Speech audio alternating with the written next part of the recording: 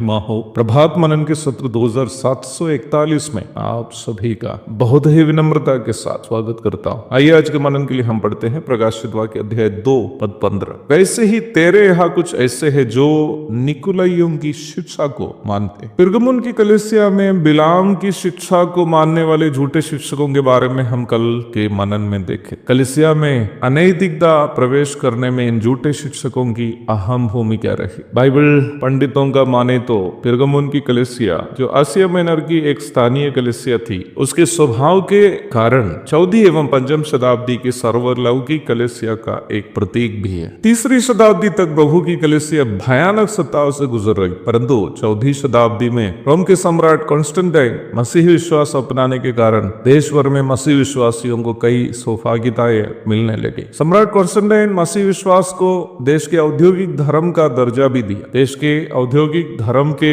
सदस्य के रूप में मसीह विश्वासियों को मिलने वाली सौभाग्यताओं को देखकर रोम के अन्य लोग भी बिना उद्धार पाए हुए अपने आप को मसीही के रूप में पेश करने लगे, ताकि मसीहियों को मिलने वाली सौभाग्यताएं प्राप्त हो। एक ऐसा समय है जब रोम के पेगन धर्म के अनेकों प्रथाएं किसी न किसी रूप में मसीहत का भी हिस्सा बन गया। रोम के पेगन धर्म में अथवा मूर्तों को और देवी देवताओं को पूजने वाले धर्म में पुरोहितों को आम नागरिकों की तुलना में ऊंचा स्थान दिए जाते। यहूदी धर्म में भी आप जानते ही होंगे कि लेवी गोत्र के पुरोहितों को विशेष स्थान दिए जाते थे। Doctor C.I. स्कॉफिल्ड आदि बाइबल पंडितों का माने प्रारंभ में पढ़ी गई पद में जिन निकलोइयों के बारे में सूची किया है, वे उन झूठे शिक्षागण है जो कलीसिया में भी अगुओं को आम विश्वासियों से अलग करके विशेष दर्जा होने का दावा किए। अर्थात उनके अनुसार कलीसिया के सदस्यों में 2 विभाग है। एक विभाग है पुरोहितों का समूह, दूसरा है आम विश्वासियों का समूह। अंग्रेजी में क्लर्जी और लेमैन करके इन दोनों समूह को क्रमशः कहते हैं। निकोलाई करके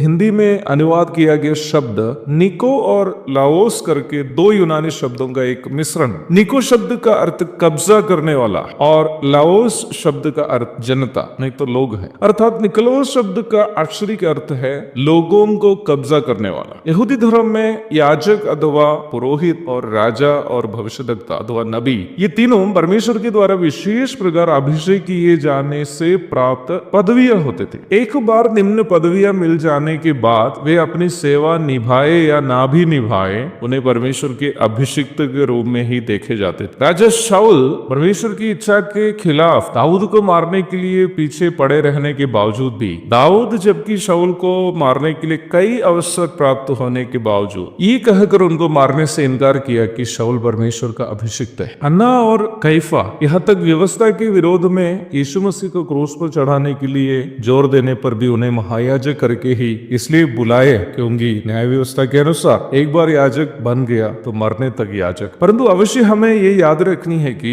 नया नियम में उद्धार प्राप्त सभी विश्वासी पवित्र आत्मा का अभिषेक प्राप्त लोग हैं और उन्हें वचन में राज पदाधारी याजकों का समूह बुलाए भी। पहला पत्रस 2:9, पहला यूहन्ना 2:20 और 27। पुराना नियम में केवल उन्हीं लोगों में पवित्र आत्मा वास करता था जिन्हें इस प्रकार विशेष पदवी या जिम्मेदारी प्रभु से प्राप्त है। परंतु अवश्य याद रखें, नया नियम में सभी उन विश्वासियों में जो यीशु मसीह को उद्धारकर्ता और प्रभु के रूप में ग्रहण करके पाप क्षमा पाए हैं, पवित्र आत्मा वास करता है। यूहन्ना 7:39, इफिसियों 1:13-14। अर्थात उद्धार प्राप्त प्रत्येक मसीह विश्वासी उस अभिषेक का भागीदार है जिससे पिता परमेश्वर ने पुत्र प्रभु यीशु मसीह को अभिषेक किया। कलीसिया में पादरियों का समूह और साधारण विश्वासी करके कोई अंतर वचन के अनुसार नहीं है। There is no difference in believers as clergy and laymen in the church as per the word of God। मैं जानता हूं अभी आपके मन में एक सवाल आया होगा, ब्रदर तब ये अपोस्टल,